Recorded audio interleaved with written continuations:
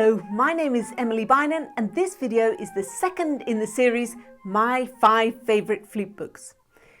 Last time I talked about MOYSE's 24 Little Melodic Studies, so if you haven't watched that yet, I'll put a link to that up here and in the description box below so that you can catch up on that later.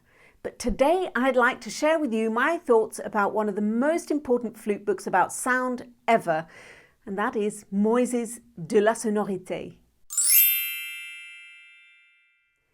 Because whilst virtuoso fingers can be utterly dazzling, unless a player has an expressive sound, their music will never somehow truly speak. On the other hand, a player with a beautiful, well-controlled sound with intelligent use of colours and vibrato can enchant the listener with just a single note. Now, in my opinion, a good, healthy tone starts with good, healthy breathing. So spending some time developing your breathing will always benefit your sound. And it's where I would start any practice session focused on tone. If you need some suggestions about breathing exercises, I'll put a link to my video about breathing up here and again in the description box below. The other thing I'd like to make you aware of at this point is that working on any tone exercises is also about training your ears and your listening. So you may well find that after some intensive work on tone exercises for a few days or even a few weeks, you have the feeling that your sound has actually got worse. Now, I'd like to reassure you that that is extremely unlikely to be the case. And in fact, what's happening is that you're focusing your listening and becoming more and more aware of what it is about your sound that you'd like to improve. So please don't get disheartened or give up hope. It's very unlikely indeed that by practicing tone, your tone will get worse. So keep at it. As ever, consistency is the key. And remember that it's your listening that you're improving as well as your tone.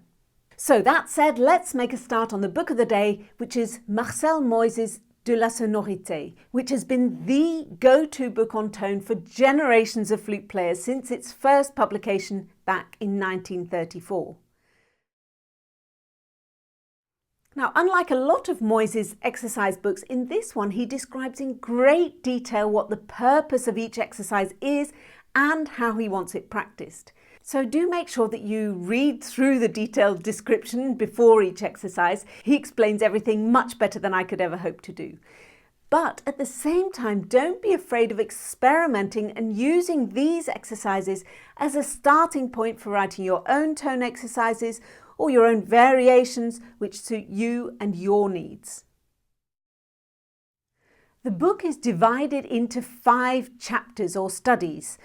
The first works on evenness of sound in all the registers, the second on flexibility in the low register, the third on attacks and slurs, the fourth on fullness of sound, and the fifth section is all about the use of sound in interpretation, meaning basically dynamics and vibrato. My favourite studies are the first and third, but I'm going to go through them all in order and will give you some extra tips on practicing them and show you how I use them in my practice. Timbre and homogeneity of tone in 3 registers. Let's start at the beginning, and that does mean reading through the detailed preliminary text, as it will really help you to understand the purpose of the exercise. In essence, MOYSE points out that on the piano, if you start on a second octave B and go down chromatically to a middle C, the sound will have changed slightly somewhere between that first and the last note. But it will have changed so very gradually that we're completely unaware of any change as it happens. And replicating this homogeneity on the flute is the purpose of this exercise. So starting on our very best resonating, singing, glowing second octave B, we gradually spread that same beautiful tone right down to the low C, or even a low B if you have one on your flute, throughout this whole study. Firstly, in the very smallest steps by semitone,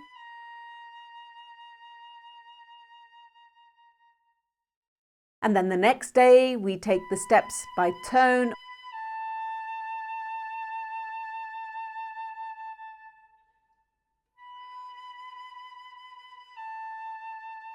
On day 3, minor thirds,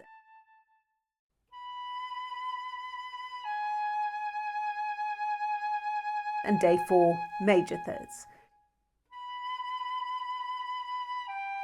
And we begin each of these steps downwards by 2 notes at a time, then we build to 3 notes at a time,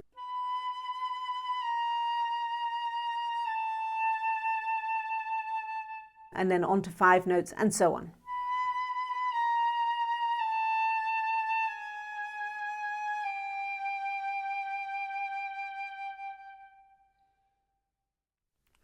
And each step should be played at least twice, trying to improve it each time.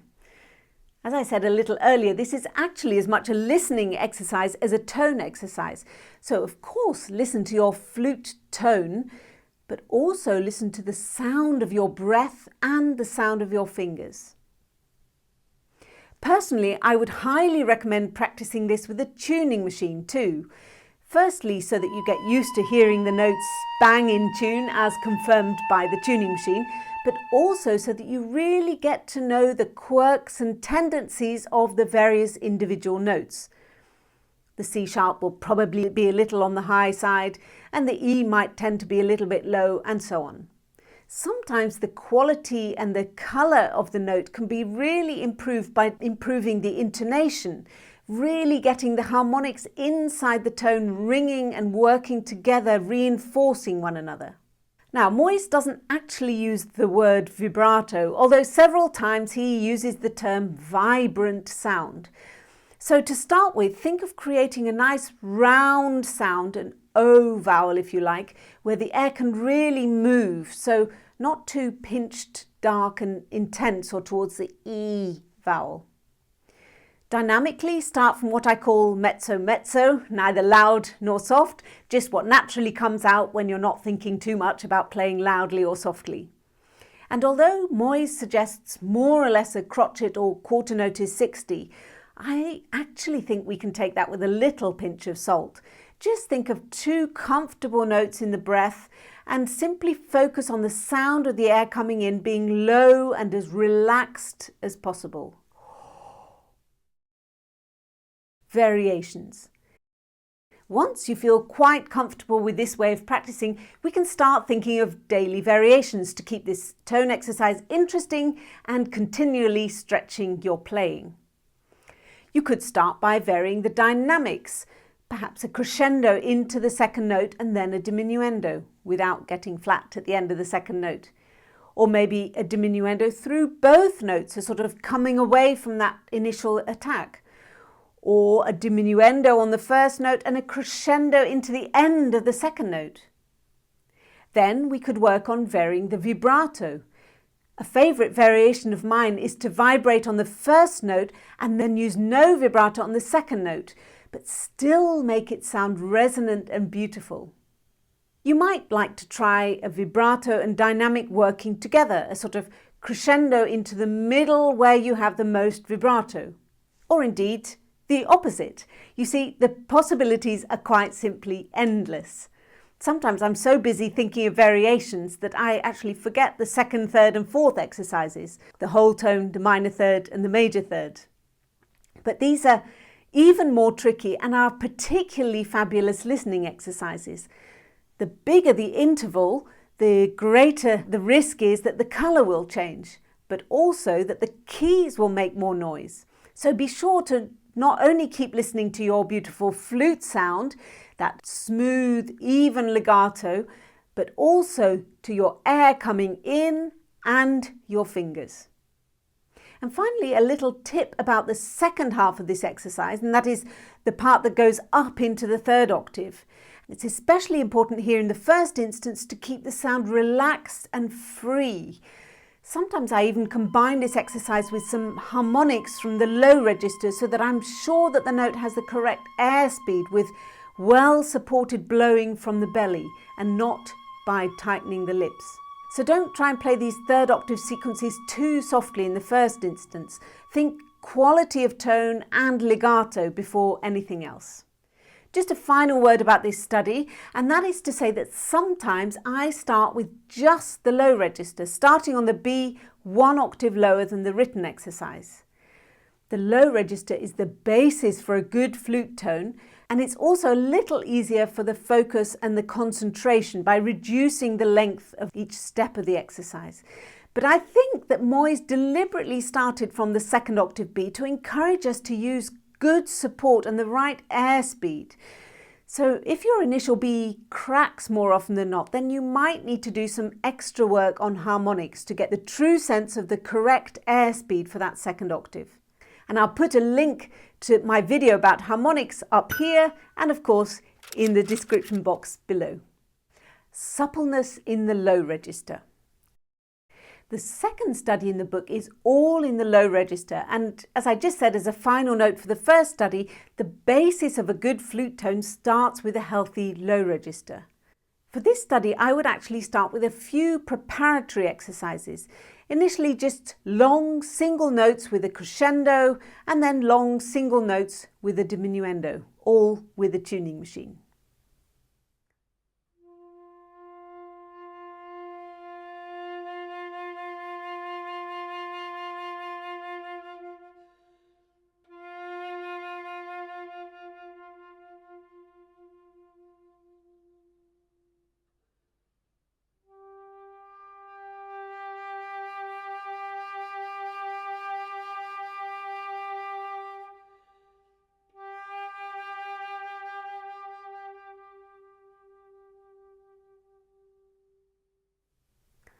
Whilst MOYSE suggests a crotchet or quarter note is 60 for part A, this might be rather a stretch when you start working on this. A little faster is no problem, or you might like to split those first 4-bar sections into two 2-bar chunks.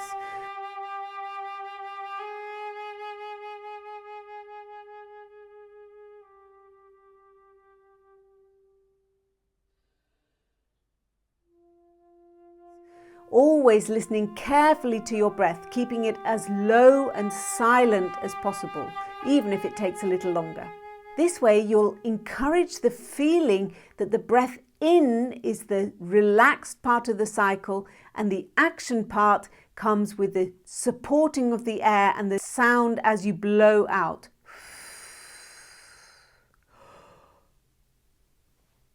Each day, MOYSE suggests that you work on a group of 5 patterns, and there are 16 of these groups in the entire study. Having gone through the entire cycle a few times, you could from time to time do some of the same work in the middle register, or perhaps switch around the dynamics so that you start strongly and then diminuendo to the middle before crescendoing again. Again, it's really worthwhile working on this with a tuning machine, keeping your lips flexible, lifting the airstream to prevent getting flat in the softer dynamics and dropping the airstream more into the flute for the louder dynamics. Attack and slurring notes. The third study, like the first one, is wonderfully multi-purpose. As MOYSE writes in the title, its original purpose was to work on attacks and slurred notes or legato.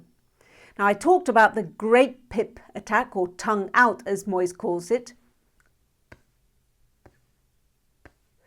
in my video all about articulation.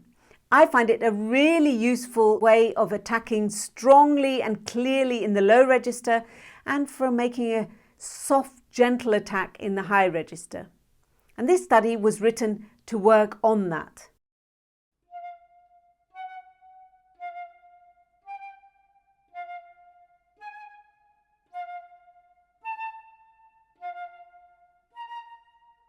But cleverly, it's also about getting a really great legato, initially just between 2 notes, however wide the interval is,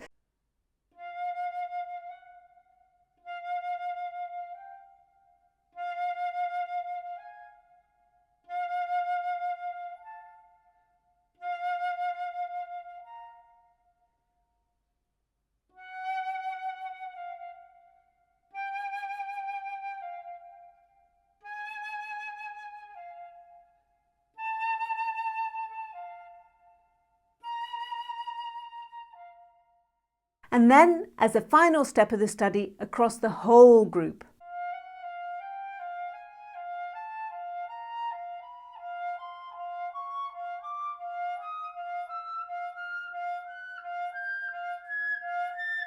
And MOYSE writes that he deliberately notated it in triplets to encourage evening out of the sound and balancing the quality of tone and dynamic in those alternating registers. And when you're doing that complete playthrough, just breathe whenever you need to. Keep your ears open and make sure the air coming in sounds as low and relaxed as possible. Additionally, I love using this study for learning all about finding vibrato on short notes or at the start of long notes. It's a bit of a flute player's disease actually. We all tend to want to start long notes without any vibrato, only using our most singing sound after the first few milliseconds. Now it's fine if you choose to do that, but it really shouldn't become a default setting. So if you're interested in that way of practicing this exercise, then do check out my vibrato video. I'll put a link to that up here and in the description box below. Fullness of tone. Now this study might look like one of the most simple in the book, but in some ways it's the most difficult and the most essential. Start with just 1 or 2 middle register notes each day, gradually adding more and more. And bear in mind that the fewer keys that are closed, the more flexible the sound will be, and also the dynamics and the intonation. For me, the most important sentence in the entire book appears on this page, page 23. MOYSE is talking about making the crescendo, and he says, without forgetting to relax the muscles completely as the crescendo proceeds. Now personally, I find it a bit of a pity that he uses those 2 negatives, and since it's such an important sentence, I'm going to paraphrase it and repeat it. Remember to relax the muscles as the crescendo continues. In other words, the bigger the sound, the more relaxed the embouchure.